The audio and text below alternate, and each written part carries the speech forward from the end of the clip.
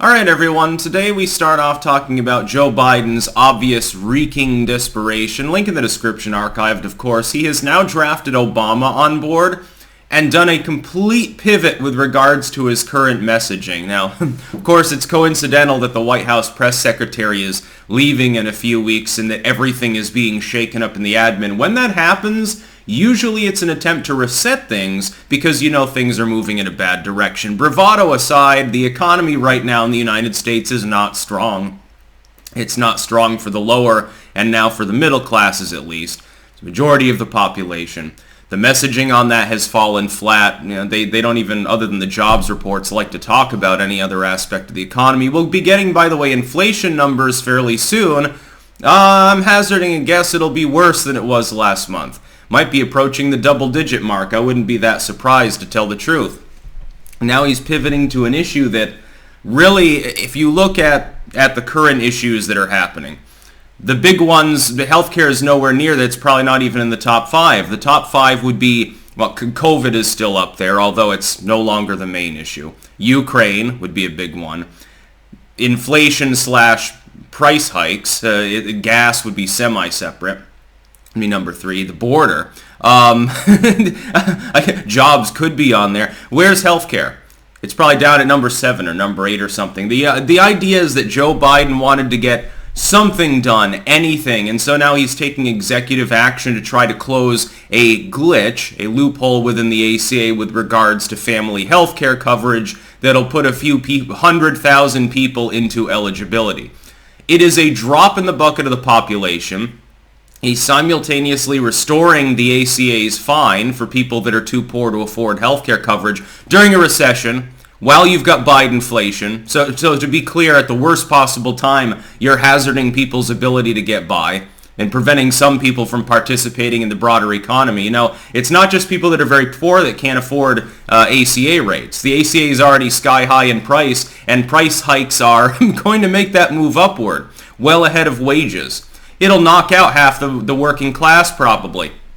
At some point you say, well, I can pay a 2.5% tax and, you know, I'm not 50 yet, so I don't really need much health care. Or I can pay like 4% of my income or 5% and I can live on nothing but lentil beans. Those are allowed still as a protein source. And ramen, I'll probably fuck my body up quicker that way than if I save that extra money and I'm able to have, you know, something other than ramen and lentils. I'm able to have some nutrition in my diet. There will be people that will be making that decision. It's become the new version of the old pensioner that has to choose between eating this week or having their insulin. It really has become that. The economy is so poor under Joe Biden that it has shifted that far in that direction. But when you pivot into an issue that affects a relatively small proportion of the population, and you draft Obama aboard, Obama who's optically better than Biden, that's for sure, but usually stays out of the limelight, I would argue wisely, it just looks desperate. Now, before I go a little bit further into this and analyzing what this means, because it's not coincidental timing, you know. You're heading on towards the midterms. You got like, you know, the next half a year is campaign mode, basically, for all those down ballot people at the state level, too. And Biden, you know, he's the big guy that gets 10%. He wants to be in on it, even though no one wants him to campaign with him for the most part. Keep in mind that if you're watching this video on YouTube, there will be links down below in a pinned comment to other video hosting sites that I use. Keep in mind that I make exclusive content every single day on those platforms that does not go on YouTube. I'll probably make 2 exclusives today. There was going to be a literary update, but I accidentally spelled the translator's last name wrong, so it'll have to go back through the review process. That usually takes about 24 hours. Whoops, I am the agent of my own misfortune on that one. That's not Big Tech's fault this time. But here's the thing. Again, the first bit of analysis is it's desperate. There's no reason, I mean, the number of people that care enough about this issue as opposed to any of the other major issues that are going on, none of which are the ACA or anything to do with it, is so small that it's almost like it's admitting that you can't gain a victory on any of these other issues. So Biden specifically with this move, think about what it entails. This is what it effectively admits. He doesn't intend to be able to do anything about the border crisis. He does not expect that to get measurably better before midterms. And it really is, the timing is midterm related. So that's number one. Inflation is not expected to go back down at least appreciably before midterms, which means, by the way, this is effectively the White House admitting that the Bidenflationary price hikes are going to keep going for at least the next half a year or so. So enjoy. It will hit the double-digit range. And that's with the funny math that they use now to calculate inflation. It'd probably be about 15-20% already if we were using the old metrics that were used to calculate inflation. It would be worse than some of the darker days under Jimmy Carter.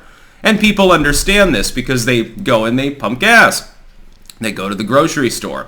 The grocery bills here, inflation in the Netherlands is also high and partially linked globalistically to the U.S. economy. It's gone up significantly since we first got here, and we moved to an area where things are generally cheaper. Well, they're still higher over the course of not that many months. That's not a good economic indicator. It's an admission that there's nothing to be done with regards to COVID. You got Fauci is crawling back out of the woodwork right now to sound the alarm about a new wave coming. And it'd probably be here just in time to make sure that you get lots of mail-in ballot activism going before the midterms. Just saying, that's probably, it's total coincidence. We won't go any further into that because this is a video that goes on YouTube as well. I know it's very interesting timing. Anyway, so those are main issues. Ukraine. It's almost an admission, although I think that they still hold out hope that something will be hammered out. There'll at least be a ceasefire agreement or something in the coming months. They're not expecting things in Ukraine necessarily to culminate in the next 6 months. More and more people are warning that it looks like this is going to be a very protracted conflict. Russia has the ability to continuously renew its forces and to pour more effort into the region. So driving them out is going to be difficult, if not impossible. The Ukrainians have dug in and have enough militia support and enough foreign intervention support. The Czech are now sending them main battle tanks of all things, high end. They have the equipment now to perpetually, potentially, fend off a Russian assault because Russia has to attack too many fronts at once. It has the resources to never have to withdraw, but it doesn't necessarily have the resources to overwhelm them.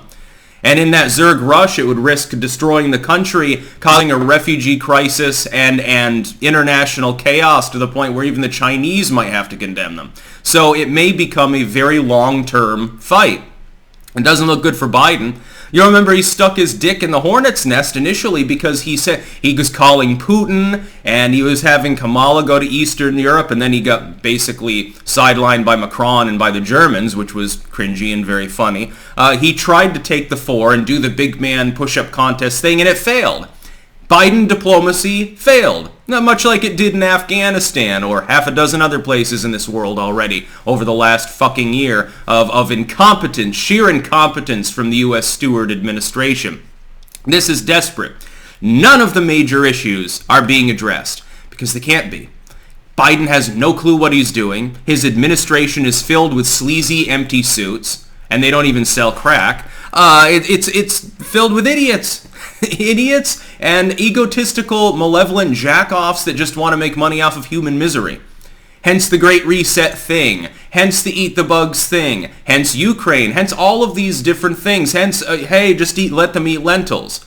All of your meat should be lab-grown, etc., etc. We can get off way into conspiracy theory land on this, but we do have plenty of bullshit that we can objectively say is real, has been suggested. And basically, they want to turn the world into urban San Francisco, I guess. Just a bunch of freaks and weirdos that eat nothing but arugula and soy, while the rich people in their penthouses take their guns away or something like that. They want to San Franciscoize the world. Let's hope that their dreams are hit by a 10.0 earthquake. That's about all.